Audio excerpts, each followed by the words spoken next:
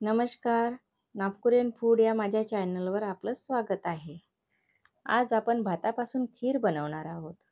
अगदी कमीत कमी वेळात आणि अचूक प्रमाणात ही खीर बनवून तयार होते. खूपदा काय होते की तांदळाची खीर म्हटलं की तांदूळ भिजत घाला, ते वाटून घ्या, भाजून घ्या, एवढा वेळ आपल्याकडे नसतो. आपण माझ्या या पद्धतीने खीर बनवून बघा. अगदी रबडीदार खीर बनवून तयार होईल. त्यासाठी मी 1 वाटी भात घेतलेला आहे. भात तुम्ही कोणत्याही तांदळाचा घेऊ शकता. मिक्सरमध्ये हा भात घेऊन त्यात थोडं पाणी घालून जाडसर पेस्ट करायची आहे.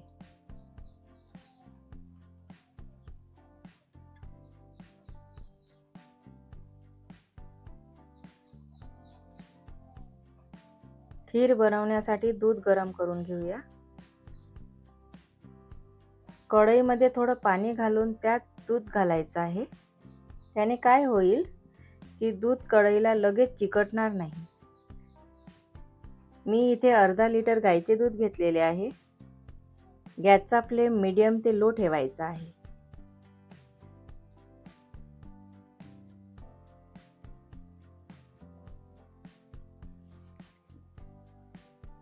दूध गरम व्हायला लागलं की ते वरचेवर मिक्स करत राहा, जेणेकरून ते कढईच्या आजूबाजूला चिकटणार नाही. दूध 2 मिनिटे उकळू द्यायचं आहे. त्यानंतर बारीक केलेली भाताची पेस्ट घालून मिक्स करायचं.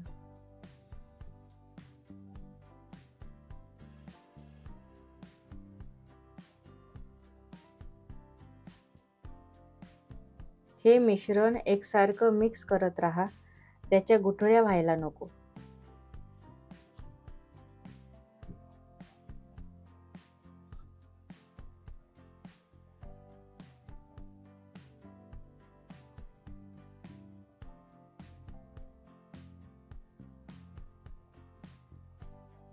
जसजशी खीर शिजते तसा याला दाटसरपणा यायला सुरू होतो.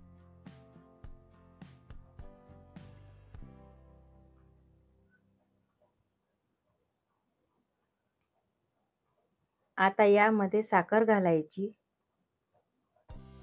मी इथे 100 ग्राम साखर घेतलेली आहे. तुम्ही साखरेचे प्रमाण कमी जास्त करू शकता.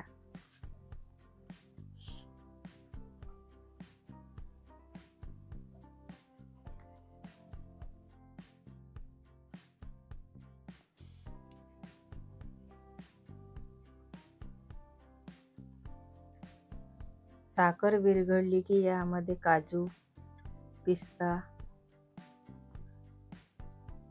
बदाम,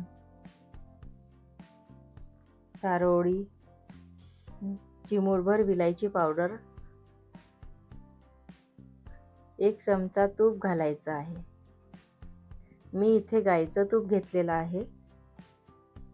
सर्व मिक्स करून झाल्यावर गॅस बंद करायचा आहे.